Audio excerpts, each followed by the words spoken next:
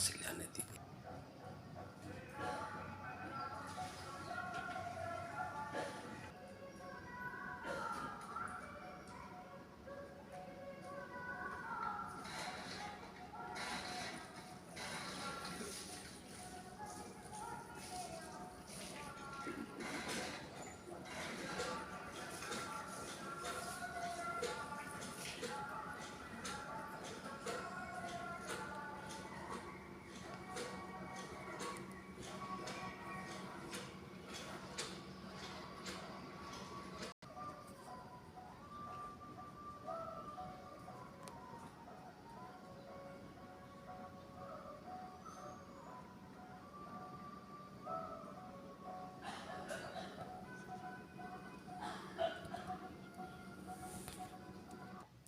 आप बताइए, आप क्या कहना चाहते हैं? मैं तो सब कहना यह चाह रहा था कि जैसे अपने को पहचानो, तो अपने को पहचानने के बारे में पूरा डिटेल में गीता के 16 अध्याय में दिया हुआ है। उसमें वृत्ति, अपनी वृत्ति किस तरीके का होता है, वृत्ति के बारे में ध्यान दिया हुआ। और वृत्ति के अनुसार जो है मतलब सब मानव ही, मतलब जितने भी मानव हैं उसमें से हमको काफ़ी परसेंटेज लगते हैं कि मतलब सब आसुरी वृत्ति के। आप इसमें पूछना क्या चाहते हैं कि हम कौन हैं, कैसे जाने? हाँ, तो मतलब उसी वृत्ति मालूम है कि हम लोग आसुरी वृत्ति के हैं। हाँ, तो अब आज 128 दिन में आपको ये समझ में आया कि हम लोग आसुरी वृत्ति के हैं। ठीक है। तो हम लोग दैवी वृत्ति के कैसे बने? हाँ, तो उसके लिए जो है ये काम, क्रोध और लोभ, इन ये तीनों को तीनों जीतना, मुख्य हैं। तीनों को जीतना पड़ेगा। ये तीनों मुख्य हैं। हाँ, तो इन तीनों को जो है ये मुख्य द्वार है नरक के जाने वाले। अगर इनको नहीं किया जाएगा तो मतलब ये नरक के द्वार, मतलब वही जो अन्य उनके सहयोगी दल हैं, हाँ, वो सबके नायक हैं ये लोग। हाँ, ये नायक हैं, बाकी सैनिक हैं, बाकी सैनिक हैं, है ना, ये ना। तो इन सैनिकों को, इन तीनों को अगर जीत लिया जाए तो सारे सैनिक खत्म हो जाएंगे, अपने बस में हो जाएंगे। लेकिन तो ये जो साधना है,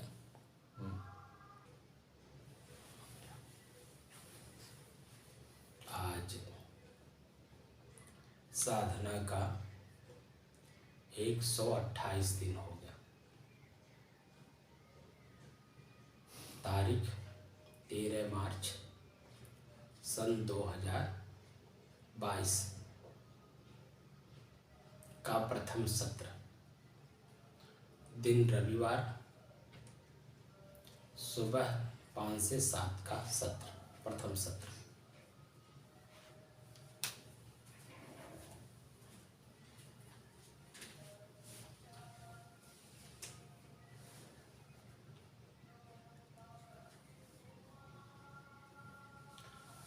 आपका जो प्रश्न है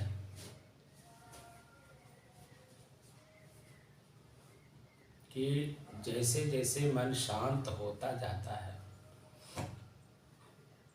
अपने ही अंदर में सुख भी है, दुख भी है, और सुख दुख अनुभव करने के लिए दो तरह की वृत्तियां भी हैं, जिसको मन कहते हैं। हमारे धर्मशास्त्र में 6 शास्त्र हैं, तो कोई मन कहता है, कोई वृत्ति कहता है।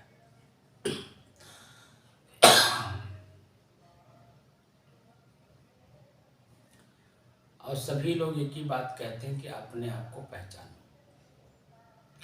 कोई ये नहीं कहता कि मिट्टी को पहचानो, यानी शरीर को पहचानो, या घर द्वार मकान सोना चांदी, यानी संसार को पहचानो। ये कोई नहीं कहता है। हमारे धर्म शास्त्रों में कुरान हो, बाइबिल हो, वेद हो, उपनिषद हो, शास्त्र हो, श्रुति स्मृति हो, संतों की वाणी हो, संतों की रहनी गहनी हो, यह अध्यात्म क्षेत्र है। पहले भी आप लोगों से बताया था, आत्मा के अध्याय का अध्ययन करना। और आत्मा से तात्पर्य है स्वयं। स्वयं मैं कौन हूँ, इसका अध्ययन करना है। और स्वाध्याय भी यही कहता है, स्वयं का अध्ययन। स्वयं माने अपना, स्वयं का अध्ययन माने रिसर्च, खोज।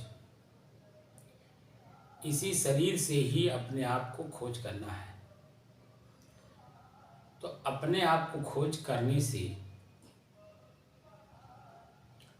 पहले हमारा मन चंचल है। चंचल से तात्पर्य है कि ये बहुत बातों को एक ही बात एक ही समय में सोचता है और अपने ही संशय में रहता है कि किस काम को मैं करूं, किस काम को न करूं। और सोचते सोचते ही जो मैं अपने समय को बर्बाद कर देता है और काम नहीं होता है, तो बाद में पश्चाताप के अलावा उसको कुछ नहीं हाथ लगता है। तो महापुरुष, जितने भी महापुरुष हुए हैं, मन को एकाग्र करने के लिए पूरे विश्व में 112 विधि है।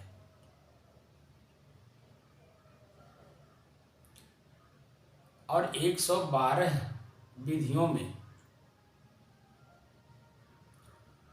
इसी बात को लेकर के किया जाता है, अभ्यास कराया जाता है कि चंचल मन पहले एकाग्र हो, एक जगह पहले स्थिर हो, और स्थिर हो करके अपने स्वयं में शांति का अनुभव करे। जब मन एकाग्र हो, किसी एक काम में मन पूर्णता के साथ लगे और ठंडी गर्मी, भूख प्यास, मान अपमान, निंदा स्तुति सब कुछ सहन करने की क्षमता लेकर के अपने किसी कार्य को करके और निर्णयात्मक परिणाम जो उसका आए सुख के रूप में, तब आपका मन माना जाएगा कि एकाग्र हुआ।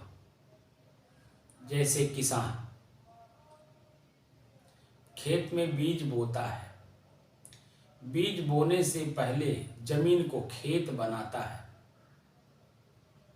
तो जमीन को खेत बनाने के लिए उसे ठंडी गर्मी, भूख प्यास, मान अपमान, किसी का भी अगर वो समर्थन करता है तो खेती नहीं कर पाएगा। उस सब को पहले दरकिनार करता है, तब खेती करना शुरू करता है। ना मान से मतलब, ना अपमान से मतलब। उसका अपना एक लक्ष्य है। उसे अपने लक्ष्य को पाने के लिए स्वयं में सबसे पहले भूख और अपनी गरीबी उसे समझ में आई कि शरीर मेरा है, भूख मुझे लग रही है, मुझे स्वयं अपने ही शरीर से मेहनत करना है और मेहनत करके अपने ही अमीर बनना है, अपने ही भूख को मिटाना है। कोई हमें दे भी देगा और देगा तो उसके पीछे उसका कोई रहस्य होगा, कुछ हमसे वो चाहता होगा, तब मुझे देगा।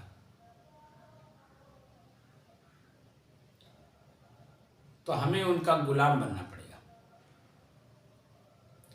इसलिए अपनी स्वतंत्रता को समझते हुए किसान अपनी खेती करता है। तो भूख प्यास, सबसे पहले भूख प्यास, ठंडी गर्मी, तीसरे नंबर पे मान अपमान, इनको सहन करता है और एक लक्ष्य बनाता है कि मुझे जमीन से अन्न पैदा करना है। जमीन हमारे पास है, पर्याप्त है, लेकिन मैं उसको खेत नहीं बनाया। तो जब खेत नहीं बनाया तो उससे हमें अन्न पैदा वार नहीं ले पाएंगे। हम खुशहाल जिंदगी नहीं जी पाएंगे। हमारा जो भूख है वो नहीं मिट पाएगा।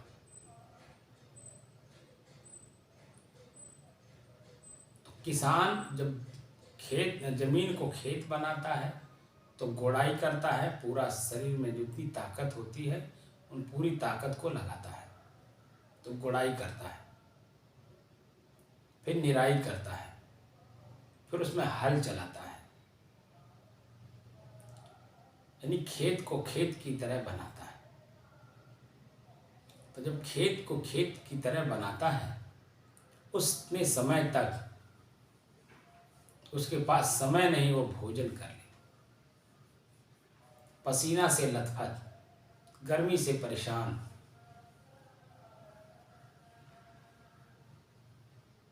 भूख प्यास से पीड़ित और मान अपमान से दूर रह करके खेत को खेत बनाता है। और फिर जब उसमें बीज डालता है तो सुबह बीज डाला तो शाम को हंसुआ लेकर के काटने नहीं गया, शाम को बीज डाला तो सवेरे ही हंसुआ लेकर के काटने नहीं गया। बीज डालने के बाद वह सुबह और शाम प्रतिदिन अपने खेत की देख रेख करता है कि इसको कब क्या जरूरत है। तो एक दिन से लेकर 3 महीने तक, 4 महीने तक एक दिन उसे इंतजार करना पड़ता है और प्रतिदिन उसकी देख रेख करनी पड़ती है, सुबह और शाम। जरूरत पड़ने पर दोपहर में भी, जरूरत पड़ने पे 24 घंटे उसको देख रेख करता है। तो देख रेख करते करते जब उसका फसल पक कर तैयार हो जाता है, देखते समय उसको पानी की ज़रूरत है, खाद की ज़रूरत है, निराई की ज़रूरत है, पशु और पक्षी से बचाने की ज़रूरत है, आदमियों से बचाने की ज़रूरत है, आग से बचाने की ज़रूरत है, आंधी तूफान बारिश से बचाने की ज़रूरत है।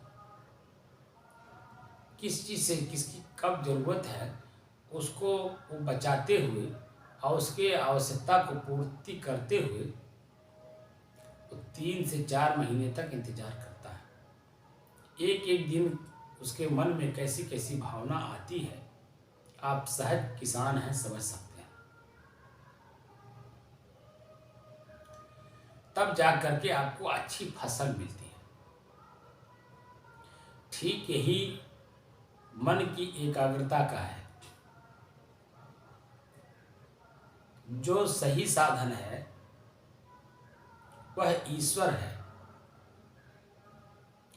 अपने ही श्वास को अपने से अलग होकर साक्षी और दृष्टा भाव में इसे देखना है।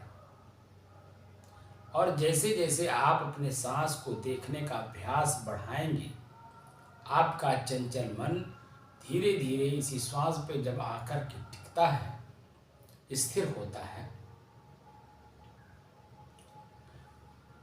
तो आप देखेंगे कि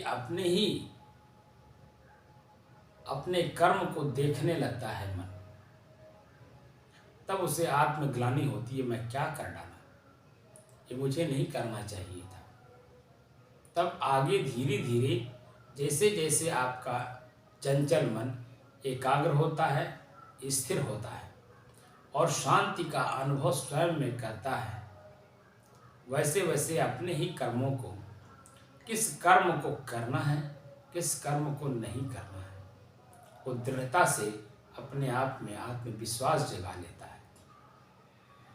तब वह चंचल नहीं होता है। स्थिर मन से, शांत मन से, एकाग्र मन से अपने कार्य को करता है। चंचल मन वाले लोग, उन्हें ये नहीं पता है शरीर मेरा है, मेरा एक साधन है। तो पान, पुकार, सुरती, बीड़ी, गांजा, भांग, दारू, मीट, मांस, मछली सब खाते चले जाएंगे। इनको कुछ नहीं पता कि मैं हूँ कौन, ये शरीर क्या है। अरे अध्यात्म में न जा सकी, कोई बात नहीं, मत जाइए, लेकिन व्यवहार में ही आप अपने शरीर को शुद्ध भोजन नहीं देंगे तो शुद्ध खून रस नहीं बनेगा, खून नहीं बनेगा। अब खून रस और खून नहीं बनेगा तो वीर्य कहाँ से बनेगा, जो आपके शरीर को ताकत और बल देता है, चाहे बुद्धि स्तर पे बल ताकत दे, चाहे शारीरिक स्तर पर। तो इतना भी विचार हमारे नहीं रह जाते हैं, क्योंकि मन चंचल है और चंचल मन वाले लोगों से ही अपना हम संबंध बना रखे। तो जो लोग जो खाते पीते हैं वही हमें भी पकड़ा देते हैं, तो हमारा चित्त, हमारा मन दूषित होता चला जाता है।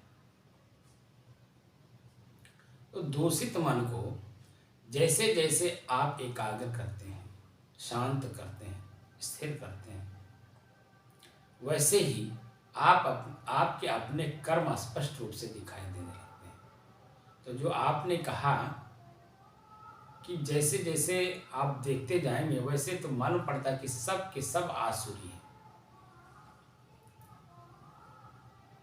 क्यों रामाता बाबा जी, आपने यही ने कहा जी, कि इस दृष्टि से देखने पर सभी लोग आसुरी दिखाई देते हैं। मोटा मोटा जो मुख्य है, काम क्रोध लोभ, जी, ये तो दूर की बात है। आपके ही अंदर में जो सहनशीलता है, मान अपमान, निंदा स्तुति, इन्हीं चीजों में आप उलझ जाते हैं, ईर्ष्या करने लगते हैं, निंदा करने लगते हैं, चुगली करने लगते हैं, बुराइयों का अंबार, क्योंकि पूर्ण रूप से आप काम क्रोध लोभ को तवज्जो दे रहे हैं। तो इनके जो अन्य सैनिक हैं वो आपको प्रभावित करेंगे ही। तो जैसे जैसे मन शांत होता जाता है, अपने ही कर्म अपने को शीशे में दिखाई देने लगता है, नहीं अपने चित्त अपने मन में ही दिखाई देने लगता है। तो कौन देखता है? स्वयं चेतन अपने ही कर्म को देखने लगता है मन के द्वारा, और अपने ही मन को फिर धीरे धीरे समझा बुझा करके वो शांत भी करता रहता है और अपनी स्थिति में बना भी रहता है। तो मुख्य रूप से गीता का जो अध्याय प्रथम है, प्रथम अध्याय के प्रथम श्लोक में और प्रथम लाइन में ही पूरे गीता का सार स्पष्ट रूप से दे दिया गया है। बार बार इस बात को मैं इसलिए कहता हूँ कि धर्म क्षेत्र में कुरुक्षेत्र हो रहा है। कुरुक्षेत्र मतलब लड़ाई हो रही है। धर्म शब्द का अर्थ होता स्वभाव। आपके हृदय क्षेत्र में 6 लोगों की लड़ाई हो रही है, 5 तत्व और 6वां आपका अपना स्वयं का चेतन तत्व। तो 6 में अपने अपने स्वभाव हैं। मिट्टी का स्वभाव अलग है, पानी का स्वभाव अलग है,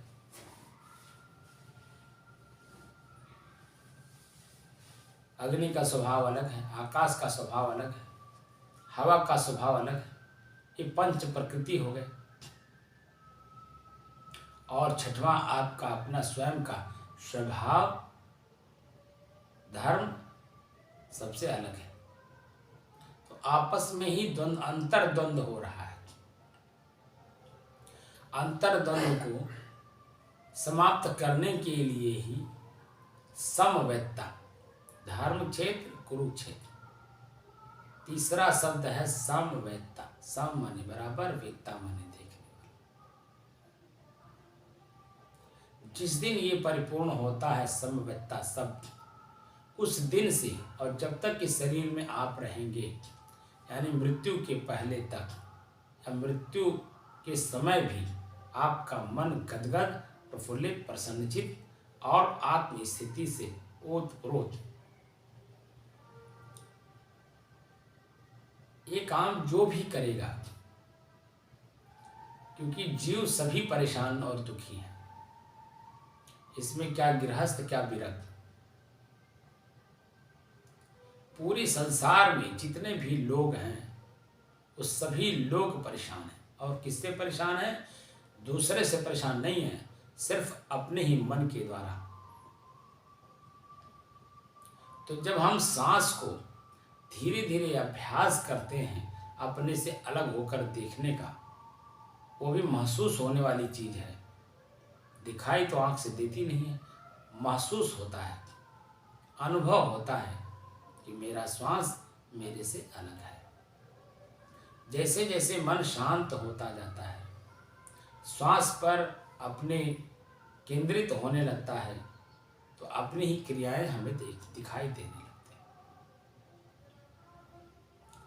इस लेवल पे जो व्यक्ति चला जाए, संत हो या गृहस्थ हो, जो भी लोग हों, इस लेवल पे अगर गए तो उनका कर्तव्य होता है कि बिना विचारे कोई काम ना करें, बिना विचारे कोई वाणी ना बोले। अब इसी लेवल पे कल मेरे पास एक फोन आया मथुरा से। उन्होंने अपना परिचय तो नहीं दिया, वो मेरे ही ऊपर अपनी वाणी का व्यवहार करने लगे। मैं एक लेख लिखता हूँ, 628 दिन कल मेरा पूरा हुआ। उसमें उस लेख को मैं लिखता हूँ, सदगुरु कबीर समाधि स्थल मगहर से सत्संग रूपी प्रसाद। उसके नीचे मैं 3 महापुरुषों के वाणी लिखता हूँ। सबसे पहले कबीर साहब का वाणी है, दूसरे में गीता की वाणी है, और तीसरा महर्षि पतंजलि का वाणी है। संतों सहज समाधि में सहज ध्यान रहो, सहज ध्यान रहो, गुरु के वचन समाई हो, मेली सृष्टि चराचित राखो, रहो दृष्टि लव नाई हो। एक कहरा प्रकरण है बीजक में, और इस कहरा प्रकरण में मन की गति के बारे में सदगुरु कबीर साहब बहुत अच्छी बात लिखी कि जैसे सहज समाधि, सहज ध्यान रहो, सहज ध्यान रहो, गुरु के वचन समाई। सहज में ध्यान लगाओ। तो सहज में ध्यान लगाने के लिए फिर आगे कहते हैं कि श्वास श्वास सुमिरन करो, वृथा श्वास मत खोए, ना जाने किस घड़ी में आवन होए न होए।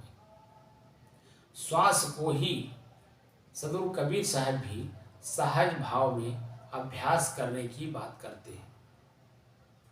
और अपना लक्ष्य, ध्यान का तात्पर्य अपना लक्ष्य, आपका अपना लक्ष्य है शांति और स्वरूप स्थिति, स्वयं को पहचानना। जिस दिन आपका चंचल मन एकाग्र होगा, स्थिर होगा और स्वयं में शांति का अनुभव कर लेगा, उस समय से ये बात चलती है। क्योंकि कबीर साहब की वाणी 2 लोगों को संकेत करता है, एक साधु को, एक संत को।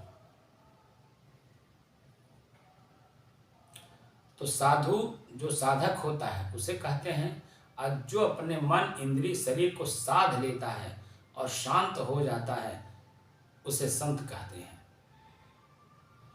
मन इंद्रिय शरीर जिसने भी अपने साध लिया और अपने शांत स्वरूप में वापस लौट गया, वहाँ से जब उसकी जिंदगी शुरू होती है तो हर जगह संतों पाड़े निपुण कसाई, संतों को संबोधित करके हर बात को बोलते हैं। संतों देखत जग बौराना।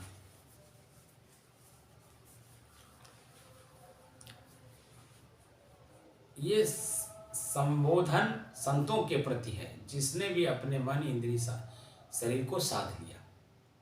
तो संतों को संबोधित करते हुए कहरा प्रकरण में कहते हैं कि सहज ध्यान रहो, सहज ध्यान रहो, गुरु के वचन समाई। मैं इस वाक्य को 3-4 लाइन में लिखा। उसके बाद गीता के अध्याय के कुछ जो मन शांत हो जाता है, उस स्थिति का वर्णन है, उसको लिखा। और महर्षि पतंजलि जी का योग शास्त्र का 2-3 वाक्य लिख दिया हूं। योग क्या है? चित्त वृत्ति निरोध है। चित्त में जो वृत्त बनी हुई है उसका निराई करना योग है। योग शब्द का शाब्दिक अर्थ होता है जोड़ना और तोड़ना। हमारा मन कहाँ बहका हुआ है तो कहाँ से तोड़ करके इसे कहाँ जोड़ना है, इस बात की पूरी कला महर्षि पतंजलि जी सूत्र के माध्यम से दिए हैं। सूत्र परिभाषित वही कर पाएगा जो सूत्र को अपने जीवन में परिभाषित कर लिया है।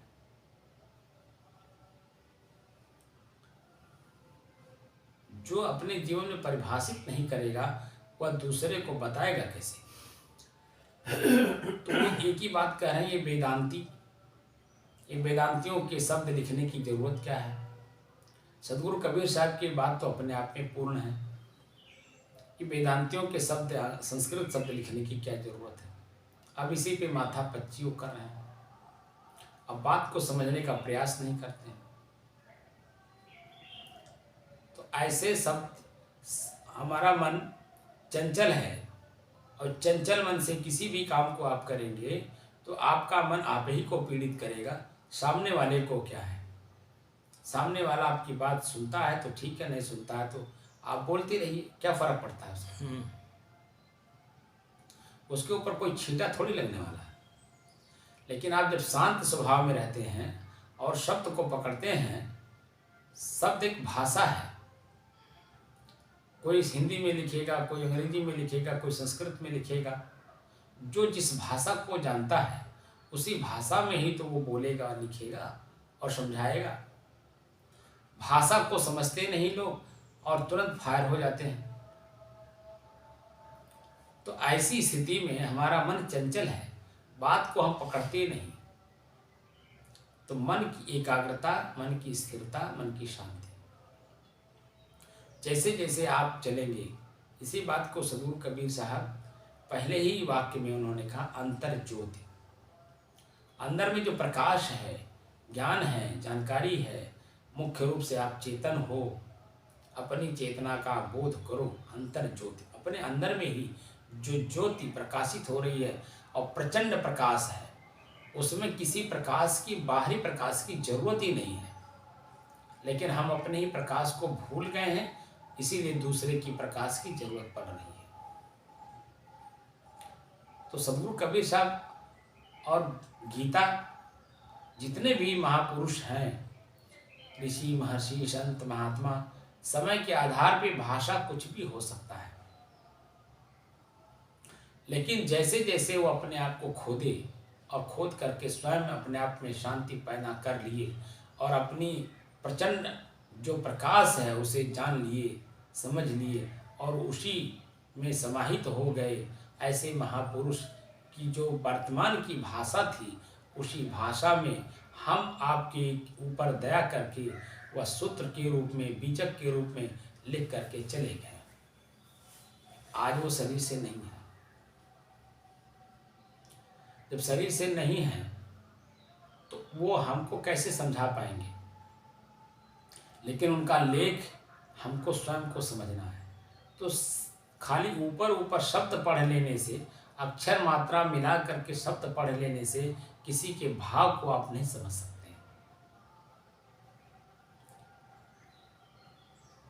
महापुरुष पूरा जीवन उसमें समर्पित किए हैं, तब जाकर के कुछ अच्छे शब्दों का संग्रह कर पाए हैं।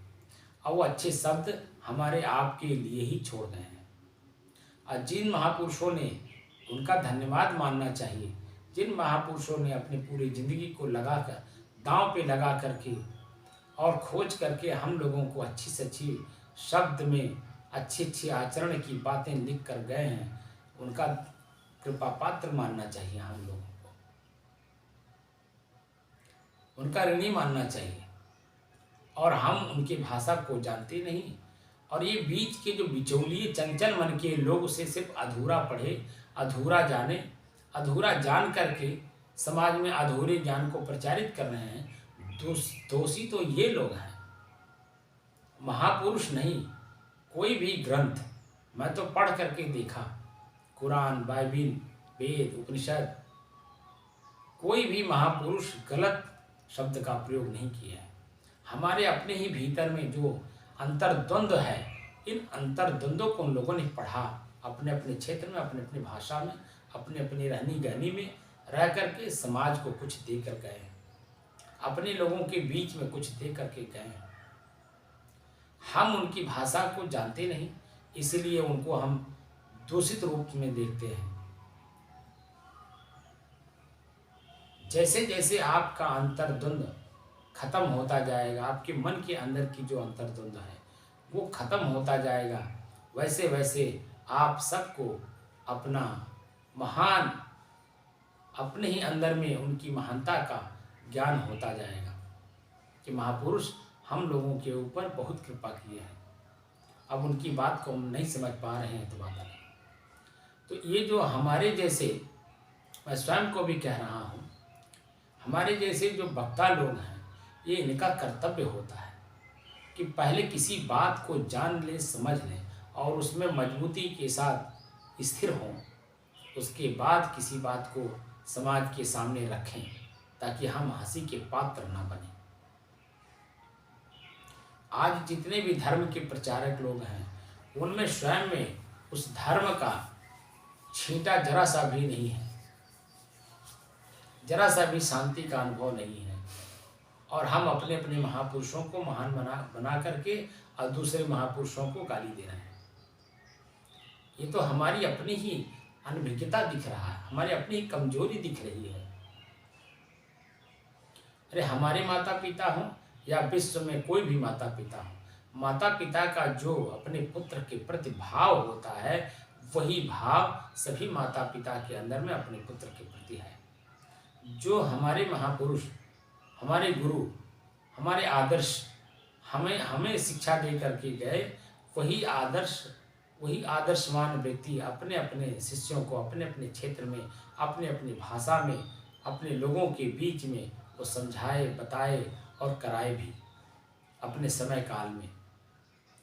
अब उनके बाद जो स्थिति आई, सिर्फ पढ़ने वाली, पढ़ करके लोग सिर्फ शब्द को जान लिए और उसी शब्द के सहारे सिर्फ समाज में प्रचार प्रसार कर रहे हैं। दूषित यहाँ हो जाता है मन, हम अपने मन को साध नहीं पाते। सदगुरु कबीर साहब यही बात कहते हैं, संतों घर में झगड़ा भारी, रात दिवस मिल उठी उठी लागे, 5 ढोंटा एक नारी। आपके अपने ही शरीर रूपी घर में झगड़ा हो रहा है, द्वंद्व हो रहा है।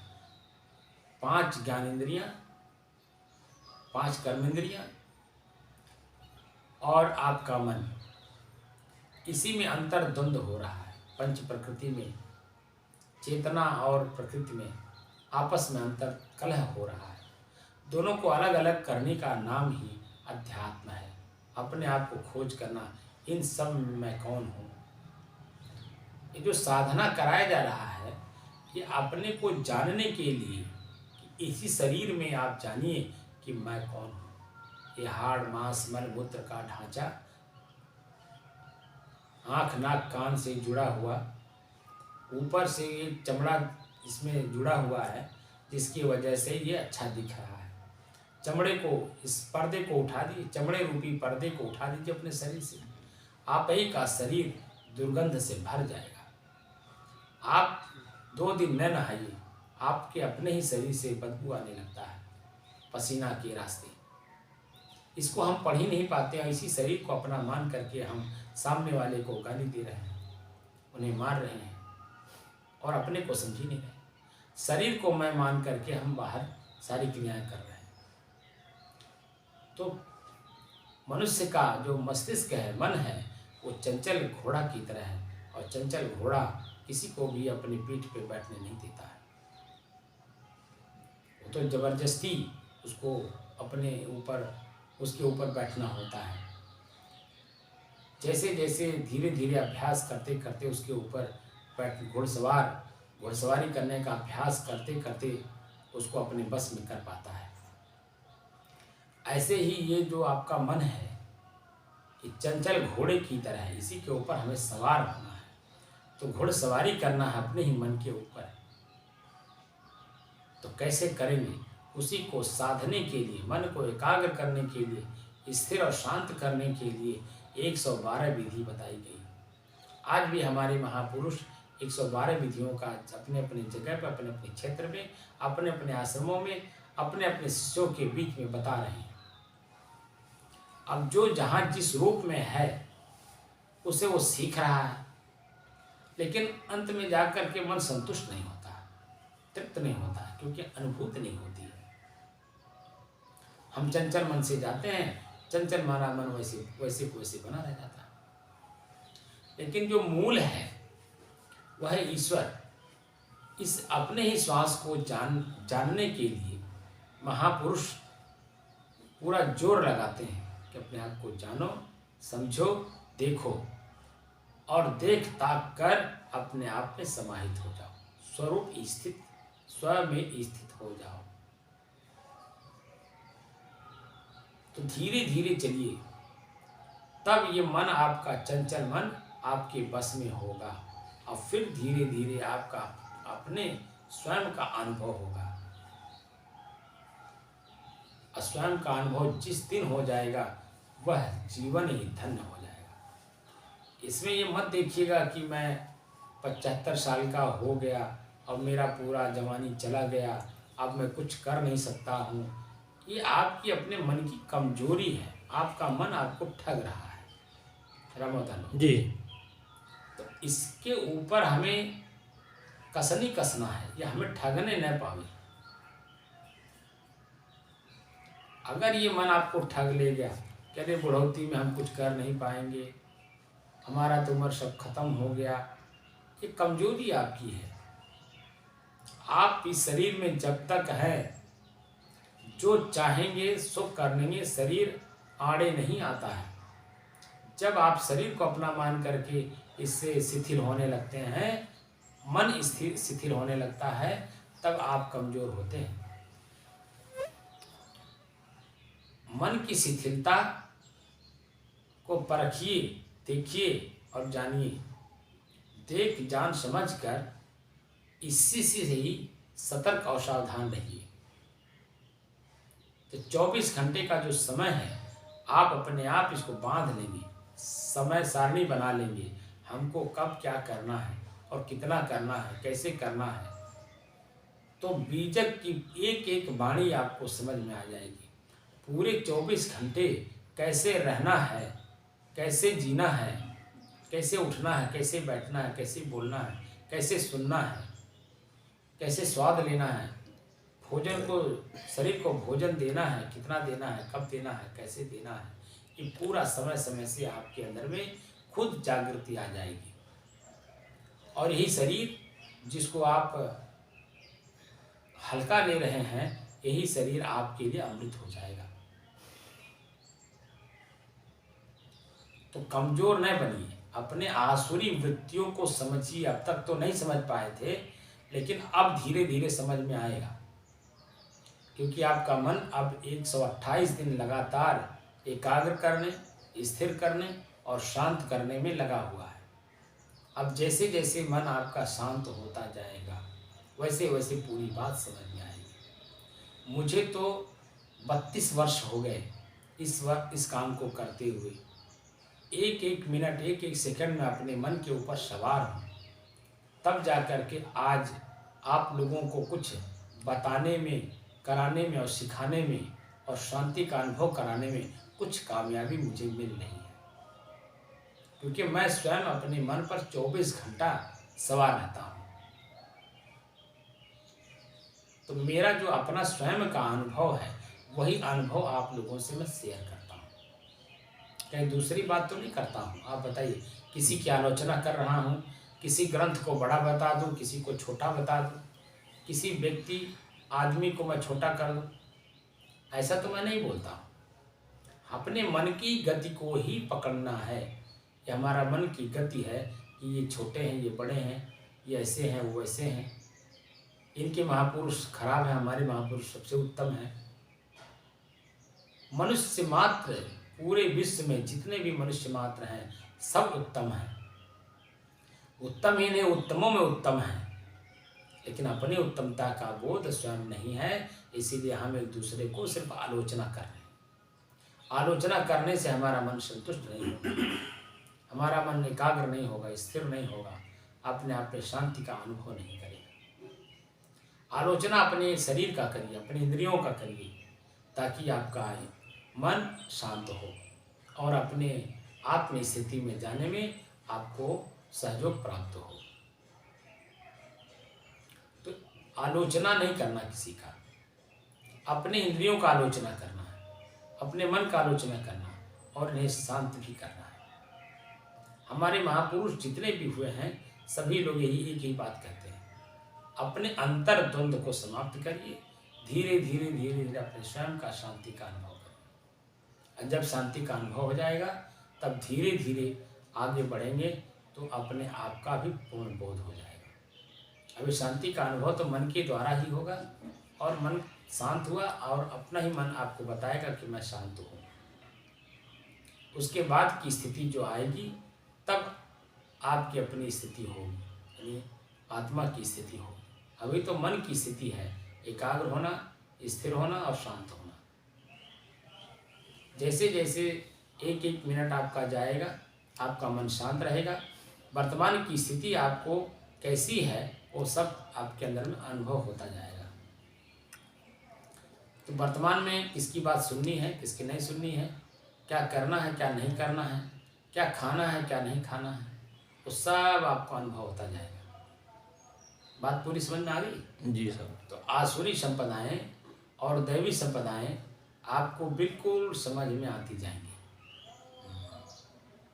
ये जो पहला अध्याय है, पहले अध्याय के पहले श्लोक के पहली लाइन को जिस दिन आप समझ जाएंगे, ये सारी जितनी कौरव सेना पांडव सेना है, इस सेना आपके अंदर में आज भी विराजमान है।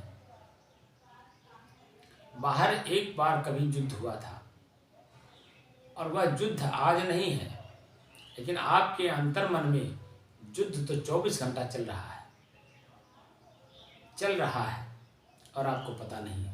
और उसी युद्ध में आप कभी धराशायी होते हैं, मतलब दुखी होते हैं, पीड़ित होते हैं, कभी प्रसन्नचित प्रफुल्लित होते हैं, माने युद्ध को जीतते हैं। ये 24 घंटे में आपके अंदर में उथल पुथल चल रहा है। ये धीरे धीरे बात समझ में आ जाएगी। बस आप अभ्यास करते चलें, अपने से अलग अपने श्वास को दृष्टा और साक्षी भाव में देखिए, आधार लीजिए वेदना और संवेदना का। जैसे जैसे वेदना और संवेदना इन दोनों से भी परे की स्थिति है, जहाँ मन समाप्त हो जाएगा। जैसे मैं बार बार आप लोगों को उदाहरण देता हूँ, नींद की जो अवस्था है वह जागृत अवस्था में जिस दिन प्राप्त कर लेंगे, मन वहीं धराशायी हो जाएगा। मन की किसी भी प्रकार की ना अच्छे के रूप में ना बुरे के रूप में किसी भी प्रकार से आपकी स्थिति नहीं रहे, मन स्थिति नहीं रहेगी, सिर्फ आपकी अपनी स्थिति रहेगी। वो स्वयं में शांत है, बिल्कुल शांत। कल शाम को मैंने आपको बताया था, जैसे सागर समुद्र ऊपरी हिस्से पर देखिए तो पानी ही तो है, लेकिन लहर है, वो भयभीत करता है क्योंकि वो किसी से मिला हुआ है। यानी हवा पानी की लहर को उठाता है और फिर उसी में विलीन कर देता है। तो हवा के साथ पानी जुड़ा हुआ है, इसलिए भयभीत कर रहा है।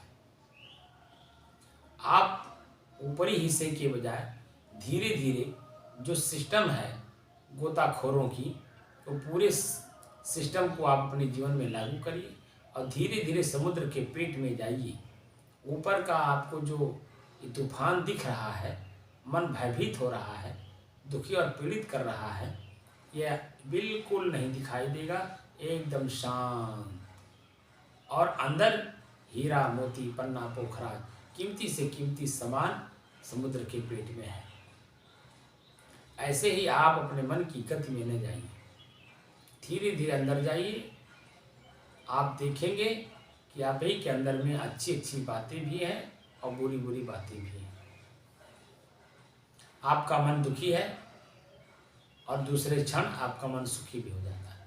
किसी बात को स्मरण कर लिया, ख्याल कर लिया तो दुखी हो गया, वहीं वो बात को भूल गया, दूसरी बात को याद कर लिया, प्रफुल्लित प्रसन्नचित हो गया। ये दोनों वृत्तियां मन की गति में है। एक भूलेगा, एक जागृत होगा। एक भूलेगा एक जागृत होगा, एक भूलेगा एक जागृत होगा, ऐसे चलता रहता है। इन्हें जानकर समझकर देखकर और अपने आप को समझकर बिल्कुल स्थिर होना है। तो प्रतिदिन का जो आपका अपना ही जो कर्म है वो दिखाई देने लगेगा, उससे अपने आप को बचाते हुए अपने शांत स्थिति में बरकरार रहेंगे। यही हमारी शुभकामना है। साहिब बिल्कुल।